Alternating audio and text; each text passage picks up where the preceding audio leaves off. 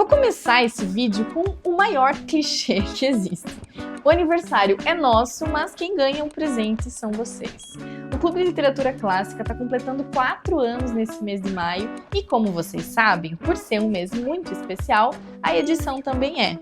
Nas edições de aniversário do clube, a gente já teve Dom Quixote, Fausto e Irmãos Karamazov. E esse ano, o clube simplesmente preparou a edição mais pedida pelos assinantes. Então, com muito prazer, eu apresento a vocês Moby Dick, a edição de aniversário do Clube de Literatura Clássica.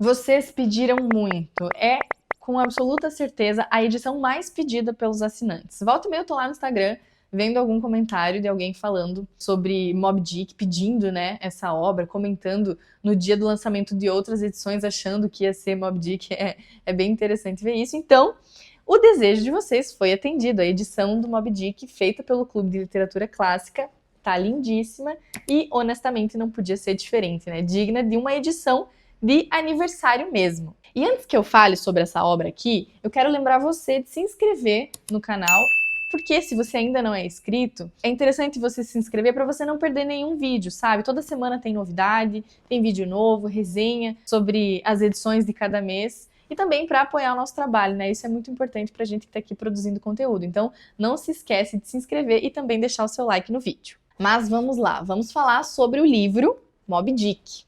Moby Dick é uma história narrada por um jovem chamado Ismael, que ele decide embarcar num navio, um navio baleeiro comandado por um capitão chamado Ahab. Então a trama dessa história, ela se desenrola principalmente em torno da busca desse capitão por uma baleia branca, que na verdade a gente vai aprender aqui que é uma cachalote chamada Moby Dick, que dá nome ao livro. Então, esse capitão, ele é completamente obcecado, tem um desejo, assim, de vingança contra Moby Dick, porque numa outra viagem essa baleia tinha arrancado a perna dele. Então ele está determinado a caçar e matar a baleia, custe o que custar, né, convencer toda a tripulação, mesmo que isso signifique arriscar ali a vida das pessoas que estão a bordo. Resumidamente e superficialmente, essa é a história do livro. Mas eu queria trazer aqui nesse vídeo um outro viés. Porque eu queria saber, assim, se você sabe o porquê esse livro aqui, Moby Dick, é tão famoso, né, tão hypado. E é uma coisa, assim, que impacta, né, a cultura imaginária popular. Porque, assim, todo mundo já ouviu falar em Moby Dick. Tem influência dessa história aqui em outros grandes livros, tem adaptação para cinema, tem essa história no teatro, programa de TV, quadrinho, videogame, na música também. Enfim, o impacto cultural desse romance aqui é, de fato, gigantesco. E o que me levou a preparar esse vídeo hoje foi exatamente isso. Explicar para vocês por que essa obra é tão influente, né? Por que ela tem todo esse hype aí. E para falar sobre isso, a gente precisa voltar um pouquinho no tempo. Esse romance, ele foi publicado originalmente em 1851. E aí, ele foi publicado por um autor americano chamado Herman Melville. E olha só que engraçado. Esse livro aqui foi um verdadeiro fracasso na época que ele foi escrito, tá? Simplesmente ninguém se interessou. Tanto que o Melville abandonou a carreira de escritor e morreu sem saber que o livro ia fazer sucesso, né? Fez sucesso. O que acontece? Na verdade, essa obra aqui ela foi redescoberta décadas depois, só no século XX, por pessoas ali que tinham interesse sobre o tema. Então, olha só que fato curioso, né? É uma obra que foi redescoberta. Então a gente já começa a perceber que alguma coisa tem aqui para chamar a atenção dessas pessoas quase um século depois. Moby Dick é um livro que retrata muito bem, com muito detalhe, o maior centro de caça baleeira da América no século XIX. O navio baleeiro aqui da história, ele sai de uma baía chamada Nantucket, que é uma vila de Massachusetts, e é um lugar ali onde a maioria dos navios baleeiros aportavam, sabe? Então, era um grande centro de caça baleeira. Nessa época, o comércio que vinha da pesca baleeira estava muito em alta e era extremamente importante para a economia. O óleo da baleia que eles caçavam, que até aqui no livro, né, tem todo o processo de extração, né, como que era usado.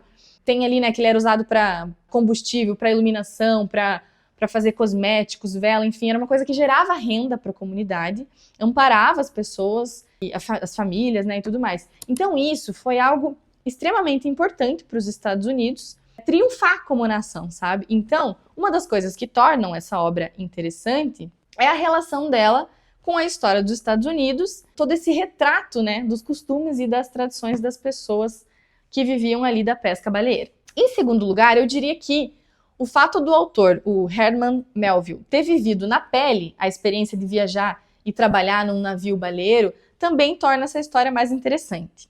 Inclusive, abrindo um parêntese aqui, eu já ouvi muitas pessoas falarem porque tem muito detalhe nesse livro, é um livro que parece um texto, sei lá, um texto científico, né, só fica falando de todos os tipos de baleia, enfim.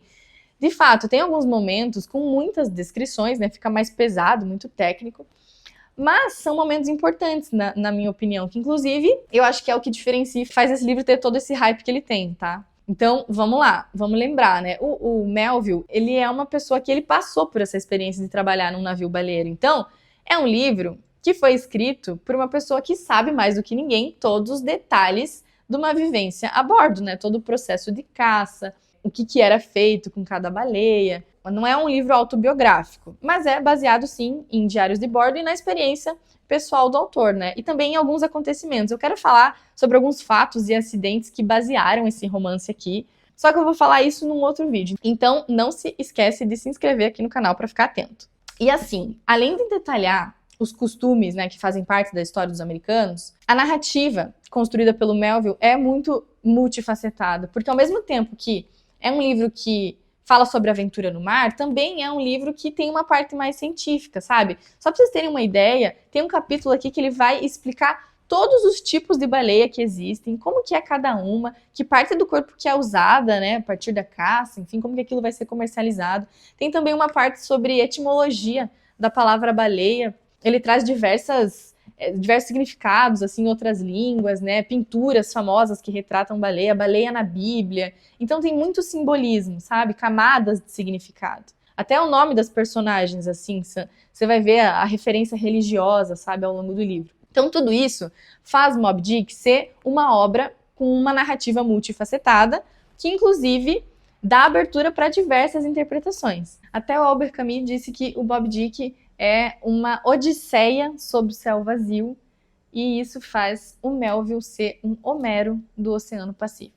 Então, Moby Dick segue uma tradição literária sobre a caça às baleias, uma coisa que já existia, né, isso do diário de bordo e tal, ali na primeira metade do século XIX, mas no meu ponto de vista, a contribuição do Melville é algo muito especial e particular, porque ele viveu a experiência de viajar por vários anos, né, nos navios baleeiros, e também por toda a construção, né, de significados e simbolismos que ele faz, algo que inclusive foi reconhecido por muitos autores filósofos que vieram depois. Então, a relevância desse livro é algo incontestável. E para quem aí está na dúvida, não vê tanto valor na obra, ou acaba até não seguindo a leitura, porque acha muito maçante, sim, todas essas questões mais técnicas, eu proponho que você olhe para esse livro aqui de um jeito diferente.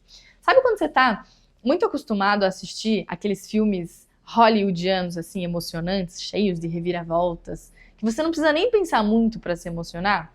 Tudo bem, são filmes ótimos, né, assim, para um entretenimento imediato, mas às vezes você quer algo mais profundo. Ler Moby Dick é como se você estivesse assistindo um filme mais diferentão, assim, sabe? Aquele que você precisa apreciar um pouco mais a fotografia, os detalhes, a técnica. É uma pegada diferente de um filme de Hollywood, por exemplo, sabe? Então, assim como quando você assiste esses filmes menos convencionais, isso vai ampliar o teu repertório cinematográfico, ler Moby Dick também pode expandir um pouco a tua visão, a tua capacidade interpretativa e proporcionar esse contato com o que tem de mais profundo na literatura clássica. Então, partindo disso, eu desejo que você tenha uma ótima experiência com a edição tão aguardada, feita pelo Clube de Literatura Clássica, e depois eu quero saber como é que foi, o que vocês mais gostaram, quais foram as suas interpretações sobre a obra, porque é um livro que dá essa abertura, e depois conta aqui pra mim nos comentários. Boa leitura e até a próxima!